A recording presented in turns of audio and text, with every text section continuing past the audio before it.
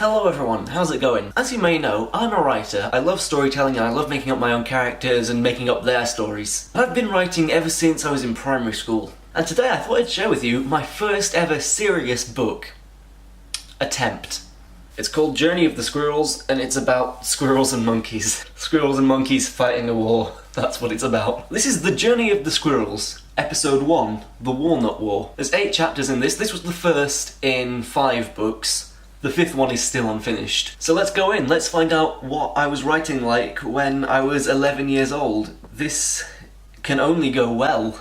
Okay, we start out on the main villain, Kunzor. Kunzor was a monkey who had survived many a war and was the oldest monkey on Apeland. Very creative name for the land of apes. He was driving his personal private banana plane to the mysterious Ooga Woogie Islands. Ooga Woogie, the island, there's 3 islands in this story. There's Apeland, there's Squirrel Land, and there's Ooga Woogie. Apeland is inhabited by apes and monkeys, or that kind of thing, as you might imagine. Squirrel Land, inhabited by squirrels, as you might imagine.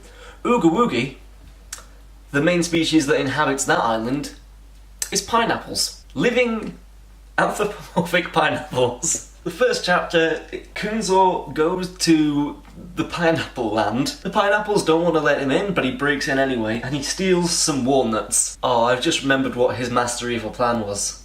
We'll get to that. It's a good one. So Kunzor has stolen some walnuts from the pineapples. He's flying back, but his plane gets struck by lightning, and the walnuts all fall out of his plane. It's at this point in the chapter I mention Kunzor has an assistant called Lucinda, who's a rubber duck. Not a duck, a rubber duck, that's very explicitly stated. The stolen walnuts all fall down onto Squirrel Land, and Kunzor, he's mad that the squirrels are going to figure out his evil plan. Now we cut to the main protagonist of the series, Mr. Buck, the mayor of Squirrel Land, and he is on his way to the Treehouse of Parliament when a basket of walnuts falls on his head. All of the squirrel government are very shocked to know that they're walnuts, one of the rarest kind you can find in these parts. Apparently. Then we go back to Kunzor, and he's in a control tower, and there's a mysterious booming voice asking him if he got the walnuts, and Kunzor says no. And the booming voice says that he needs to get them back, however much it costs. Chapter 3, Ape Attack. The squirrels have decided that they're just going to eat all the walnuts, that's their plan, and now they're having a banquet, but suddenly, a small hole smashes in one of the windows, and a squirrel gets shot dead. All of a sudden, there's bullets flying everywhere. The party room erupts in a fit of panic and screaming, and ninja monkeys with rifles come in. Can you tell this was written by an 11-year-old? Mr. Buck manages to stop one of the ninjas by throwing a cup of tea in his face. Ninja's secrets exposed. The ninja's one weakness. Cup of tea in the face. That's how you beat all ninjas. And then the ninjas steal the walnuts and leave. And then I've got the Squirrel Prime Minister making a parody of Winston Churchill's Fight Them on the Beaches speech. We will fight them in the beaches, we will battle amongst the elms, there'll be war through the willows, and for our pride, for our lives, and for our walnuts, we will never surrender. Chapter 4 is called 3 Islands, 3 Armies, and we visit each island going through an army training montage. We start with the squirrels, and then it cuts to the monkeys, then it cuts to the pineapples, who are also gearing up for war. Also, the pineapples have their own language. While the squirrels and monkeys speak English, the pineapple the pineapple language is just complete nonsense. Here's an example of a pineappleian sentence. Rumble, shoe bibble, nodje oaf bibble pineapple. And that translates to, remember, in the name of the pineapple. Again, you can't tell that an 11-year-old wrote this. Now we're getting to the first battle. The squirrels have their own rocket, which is also a tree. It's like a tree that's also a rocket. And they're taking this rocket tree to the ape land, and they're planning to fight. Oh, and the pilot of... The pilot of this tree rocket is Sam the Shark. You might be wondering, why are squirrels allied with a shark? How is a shark qualified to fly a plane? How can a shark breathe outside of water? A plane seems like the worst place to keep a shark. Also, at this point, Mr. Buck, the mayor, is drunk. And here comes classic double entendre. We will take their army by surprise and be free to do what we want with our nuts. Absolutely hilarious. Comedy gold. At the same time, the monkey army are taking Kunzor's private banana plane and they're going over to Squirrel Land. "We are now landing," said Lucinda the rubber duck. "Remember, if you go to a restaurant, never order roast duck." First of all, Lucinda, you're a rubber duck. You don't get the right to tell them not to eat real ducks. Second of all, they're going to war. I hardly think they're going to stop by at a restaurant on their way, and now both armies are on the opposite islands and they're facing ghost towns. They plan for a fight, but there's no one there to fight. "Where is their army?" demanded Mr. Buck. "We were going to slaughter every ape we saw, from chimpanzee to chimpanzee." That is a joke stolen directly from The Simpsons. Also, the squirrels are meant to be the good guys in this, but "We were going to slaughter every ape we saw." they were planning a massacre. Then we go back to Squirrel Land, where the ape army are attacked by the pineapples. But the pineapples have been smart, and they've split their force into two, because they're also attacking the squirrels on Ape Land. Actually, I said that this first one was lighthearted, but there's a lot of characters getting shot in the head at the moment. The pineapples tell the squirrels that the apes are on their land, and so all the squirrels are getting back into their rocket, about to go over there. Kunzor had just finished having his gun changed into a laser cannon. Apparently that's a thing you can do on Squirrel Land. The squirrels land back in Squirrel Land. The army emerges along with Sam, who's a hammerhead shark, we now find out. Oh, this might be my favourite sentence in the whole thing. Kunzor was about to kill some squirrels when his Nokia brick mobile phone rang. For some reason, a monkey, from what I believe is meant to be 3,000 years in the future, has the same phone that I had when I was in year 7. And this phone is from Bradley Baker, who tells Kunzor that their army can leave because he's got it under control. And then the monkey troops retreat and fly back to their island. As Mr. Buck watched the plane, he noticed a storm cloud that formed in the shape of a squirrel.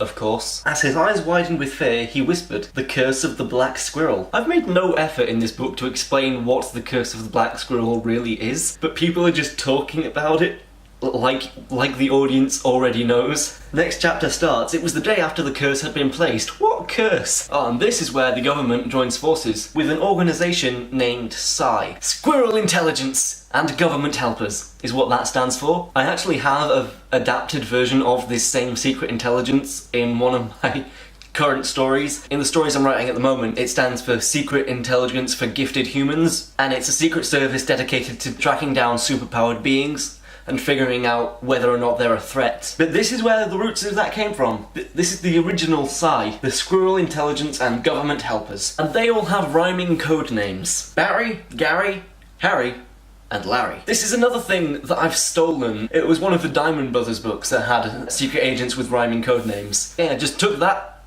plonked it in my book. So this secret Squirrel Intelligence team, they go out to investigate and try and find out who has placed this Curse of the Black Squirrel. They arrive at Bradley Baker's house. They interrogate him with a lie detector that Larry built. Bradley says he knows nothing about the curse. The lie detector went red. So then Bradley just confesses. Just like that. Bradley Baker says, "Alright, it was me." He says, "I have the same gift as the Black Squirrel. The Black Squirrel was once the most powerful dark sorcerer of all time, and I am his great-grandson, and I share the talent of his magic." And then Bradley teleports away. Plot twist!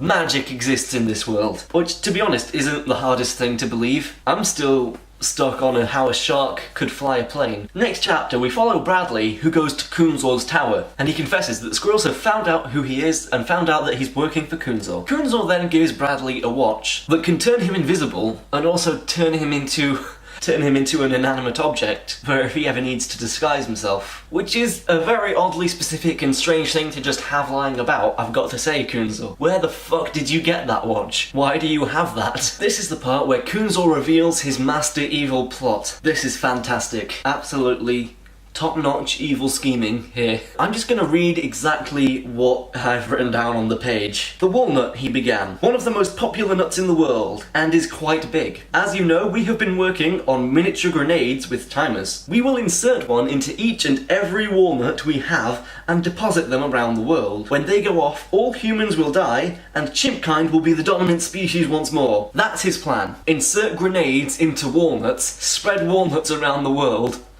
blow them all up at once. Also, humans exist in this world, as well as talking monkeys, talking squirrels, talking pineapples, shark pilots, living rubber ducks. This is a terrifying dystopia. Chapter 8, this is the last chapter. Kunzor sends Bradley back to Squirrel Land with his chameleon watch, and he's going to take one of the walnut grenades with him, and he's going to commence attack on the squirrels. Bradley teleported straight into the security bunker that held the walnuts safe, and pushed the invisibility button on his watch. He opened the basket and took out one nut. He inserted the grenade and gently placed the nut down. He then closed the lid of the basket, picked the basket up, and teleported back. In 3 minutes, Squirrel Land would explode into smithereens. End of part 1. So lots to think about there. Flying vehicles are piloted by ducks and sharks, creatures of the water, not the air. There's a fucking island of living pineapples. There's a monkey who wants to destroy all the humans and all the squirrels. Squirrels have organised government and a secret service. So there you have it. There was my first ever book. You know what?